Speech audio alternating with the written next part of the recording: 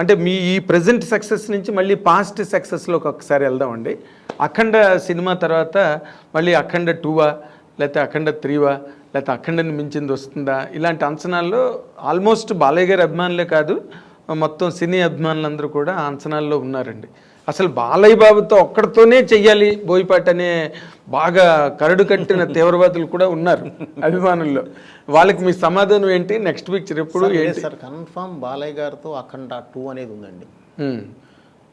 ఏ అభిమానైనా నేను వారిని బాగా ఒక 3 సక్సెస్ మేము హ్యాట్రిక్ కొట్టాం కాబట్టి అలా చేయాలనే కోరుకుంటారు. కానీ వేరియేషన్ ఉండొద్దండి. పక్క పక్కనే చేస్తే ఏది ఇప్పుడు పుల్లారెడ్డి స్వీటు ఒకటి తింటే బాగానే ఉంటుందండి, 2 తింటే బాగానే ఉంటాయి, 1 kg 2 kg తినలేము. సో అందుకని వెంటనే అయితే నీకు అది అయిపోతుంది. ఒక చిన్న టైం తీసుకొని మనం చేస్తే గ్యారంటీ దానికి దీనికి ఉన్న గ్యాప్లో ఆయన 1-2 చేసి ఉంటారు, నేను 1-2 చేసి ఉంటాను బయట.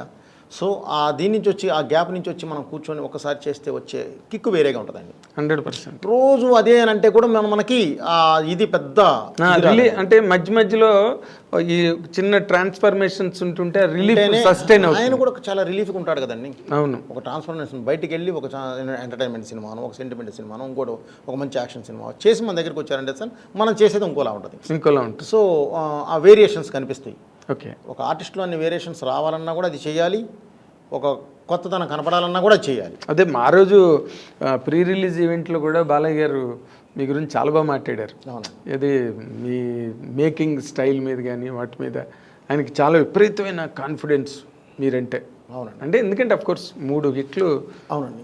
ఆయనకు ఆ స్టేజ్లో అవి చాలా అవసరమైన హిట్లు కూడా. అదే టు బి వెరీ ఆనెస్ట్. ఎందుకంటే ఏ హీరోకైనా హిట్ అవసరం కదండి. ఇప్పుడు నెక్స్ట్ మీరు తీయబోయే సినిమా బాలయ్య గారి అభిమానులకు కనుక మీరు చెప్పాలి అని మీరు అనుకుంటే ఏం చెప్తారు సార్ బాలయ్య గారి అభిమానులకి? అంటే ఇప్పుడు నేను ఇంతకుముందు అదే చెప్పాను సార్. ఇప్పుడు జరుగుతూ ఉంది బాబీ సినిమా, ఇవన్నీ జరుగుతూ ఉన్నాయండి. బాబుది నాకు మధ్యలో ఇంకో కమిట్మెంట్ ఉందండి. అది చూసుకొని వెంటనే నేను వస్తాను. ఇంకో కమిట్మెంట్ ఇప్పుడు చేయబోతున్నానండి. అది ఏంటి అనేది జస్ట్ ఫ్యూ డేస్లో నేను అనౌన్స్ చేస్తాను. ఓకే. జస్ట్ ఫ్యూ డేస్లో.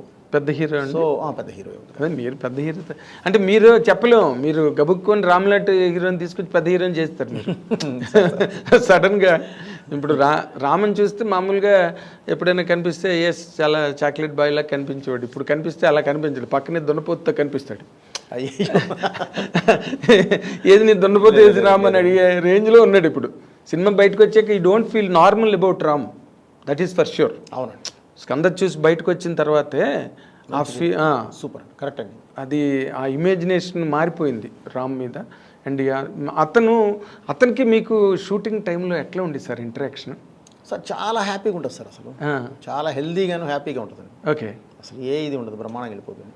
ఒకటే సార్ మనలో క్లారిటీ ఉండాలి, టెక్నీషియన్లో క్లారిటీ ఉండాలి. టెక్నీషియన్లో క్లారిటీ ఉంటే ఇంకెవరు ఇది ఉండదండి, చాలా హెల్దీగా వెళ్తుంది. అవునండి. అంటే సార్ మీరు ఎంత ఇతమిద్దంగా నిర్దిష్టంగా మీ సినిమా చిత్రీకరణ విషయంలో ఎంత పట్టింపుగా ఉంటారన్న దానికి నేను విన్నానండి. నిజమో కాదు నాకు తెలీదు. సరైన సినిమా అసలు అరవింద్ గారికి మీరు చూపించలేదంటగా ఆఖరి వరకు ఎవరో అన్నారు. ఎవరో అనడం కాదు సార్, నాకు ఏ రోజు సీన్ నాలో చూపించడాలు కొంత అయిన తర్వాత వాళ్ళతో అది నాకు అసలు అలవాటు లేదండి. నేను ఒకటి ఫిక్స్ అయ్యి కరెక్ట్గా ఇది అయిన తర్వాత నేను ఫైనల్ ఎడిట్ పర్ఫెక్ట్గా చేసిన తర్వాత కూర్చోబెట్టి చూపిస్తాను సార్. మీకు ఏమైనా డౌట్ ఉందో చెప్పండి, ఇప్పుడు నేను చేద్దాం, ఇబ్బంది లేదు. ఓకే. ఆ రోజు నేను చూపించినా కూడా మీరు గెస్ చేయలేరండి. ఏ సీన్ కాని సీన్ ఎప్పుడు చూపించినా బాగానే ఉంటాయి సార్. అవును. అది అంతా కూడా కంపోజ్ అయిన తర్వాత వచ్చేసేసి ఒక కరెక్ట్గా ఒక చైన్ ఆఫ్ దీనిలో పెట్టేసి లింక్స్లో పెట్టేసేసి కరెక్ట్గా ఒక స్క్రీన్ ప్లేలో పెట్టి మీ ముందు తీసుకొచ్చి పెట్టినప్పుడు మాత్రమే ఒక జడ్జిమెంట్ వస్తుంది. ముందే ఊరికే చూస్తాం, మేము చెప్తాం, ఏం చెప్పలేరండి ఎవరు అనుకుంటాం కానండి, చెప్పలేరు సార్. అక్కడ అది మనం చీట్ చేసినట్టు అవుతుంది. ఓకే. సో ఫైనల్గా చూసినప్పుడు ఒక్కసారి నాన్న ఇది ఇక్కడ ఏదైనా తేడా ఉంది, డైరెక్ట్ గారు ఇక్కడ ఏదైనా చిన్న ఇది ఉంది, అది ఒకసారి చూడండి, ఈజీ నాకు. ఓహో ఇందుకు అడుగుతున్నారా, లేదంటే సార్ ఇదిగో దీని లింక్ ఇదిగో ఇక్కడ ఉంది కాబట్టి నేను ఇక్కడ ఇది చేశాను అని చెప్పడానికి ఉంటుంది.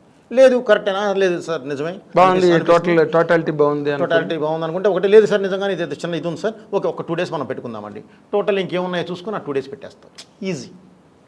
అదే వాళ్ళకి చెప్పడానికి ఈజీ, మీకు చూపించడానికి ఈజీ, వాళ్ళు చెప్పిన తర్వాత మీరు కరెక్ట్ చేసుకోవడానికి కూడా ఈజీ అండి. అలా కాకుండా ఇవాళ చూసావు, ఒక ఇంటర్వెల్ దాకా అయింది, కొంతవరకు ఉంది చూసావు, ఇప్పుడే జడ్జ్ చేయలేరు.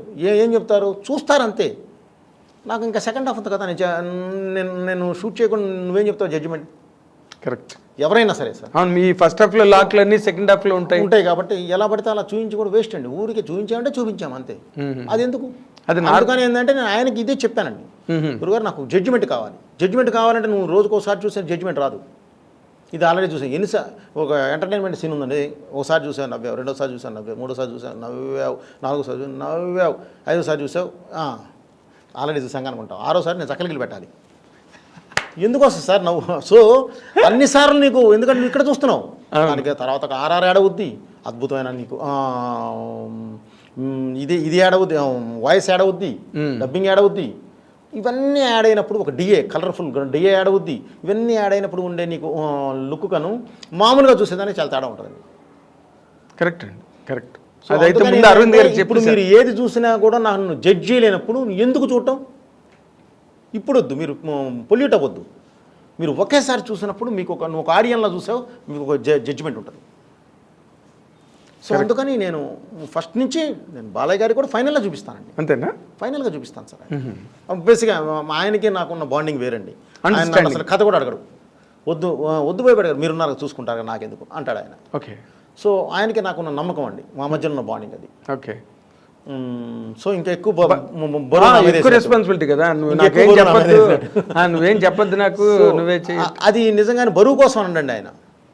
నాకెందుకు భయపడుతున్నాడు కదా అని ఆయనకు ఒక ఉంటుంది, నమ్మకం. ఆ నమ్మకాన్ని నేను నిలబెట్టుకుంటూ వచ్చాను కాబట్టి ఆయన ఇంకా బాగా నమ్ముతాడు. ఇప్పుడు మీరు మామూలు రెగ్యులర్ క్యారెక్టరైజేషన్ అయితే ఒక పద్ధతి అండి, అఖండలో ఈ క్యారెక్టర్ ముందు బాలయ్య బాబు గారికి చెప్పారా? అఘోరా క్యారెక్టర్. ఓకే. చెప్పిన తర్వాత షూట్కి వెళ్ళారా? 1 minute సార్ ఆయన వినింది. బాబు ఇప్పటివరకు మనం 2 ఇలా చేసాము, సోషల్ ఫార్మాట్ చేసాము, ఇప్పుడు సోషల్ ఫార్మాట్ 2.5 hours కష్టమైపోతుంది, మరి ఏం చేద్దామండి. నేను ఇలా అఘోరా క్యారెక్టర్ అనుకుంటున్నాను. అఘోరా అంటే విభూతి పూసుకొని హెయిర్ పెంచి వచ్చి ఇదా అన్నాడు. అవును బాబు, కాకపోతే బాలయ్య బోయపట్టాలి ఉంటారు కదా బాబు.